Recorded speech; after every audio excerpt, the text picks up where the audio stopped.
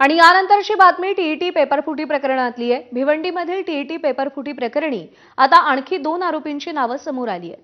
कपिल दहिया आणि बिजेंदर कुमार अशी 2 फरार असलेल्या आरोपींची नावं आहेत। कपिल दहिया आणि बिजेंदर कुमार हे अटकेतल्या आरोपींचे साथीदार आहेत। टीईटी पेपरफुटी प्रकरणात बिहार आणि हरियाणातल्या 3 आरोपींना आतापर्यंत अटक झाली आहे। राजीव श्रीप्रयाग साव, आकाश कुमार, धीरज बलराज सिंग यांना अटक करण्यात आली आहे। आणखी दोघांची नावं समोर आली आहेत।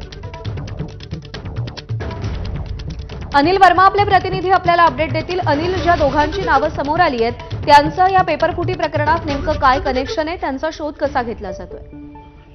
प्रज्ञा, आपण जर या ठिकाणी बघितलं तर भिवंडीमधूनच या ठिकाणी टीएटी पेपर फुटल्याचं प्रकरण जे आहे ते समोर आलेलं होतं आणि त्यामध्ये 3 आरोपींना अटक करण्यात आलेली होती। त्यांच्याकडून अनेक सामान जे आहे ते जप्त करण्यात, ज्यामध्ये त्यांच्याकडून मोबाईल फोन असेल, डेबिट कार्ड, एटीएम कार्ड, आधार कार्ड, पॅन कार्ड तसेच भारत आणि नेपाळमधील चलन देखील त्यांच्याकडून जप्त करण्यात आलेलं आहे। अनेक बँकांचे चेक असतील, तसेच प्रेस आयडी आणि निवडणूक मतदान पत्र देखील त्यांच्याकडून जप्त करण्यात आलेलं आहे। आणि यांच्याकडे जेव्हा कसून चौकशी करण्यात आलेली होती तेव्हा त्यांनी इतर 2 साथीदारांचं नाव सांगितलेलं आहे।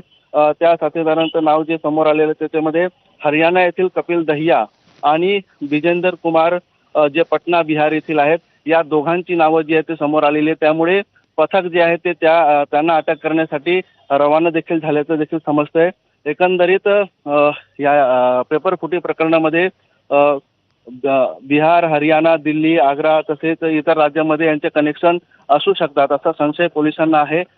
एकंदरीत आपण बघितलं तर आरोपींना पकडण्यासाठी पथक जरी रवाना झाले असं, मात्र पोलिसांकडून जे सूत्र आहे ते वेगाने हलवले जात आहेत आणि यांचे कनेक्शन इतर राज्यांमध्ये देखील असू शकतात असा अंदाज व्यक्त केला जात आहे। अनिल, धन्यवाद दिलेल्या माहितीसाठी।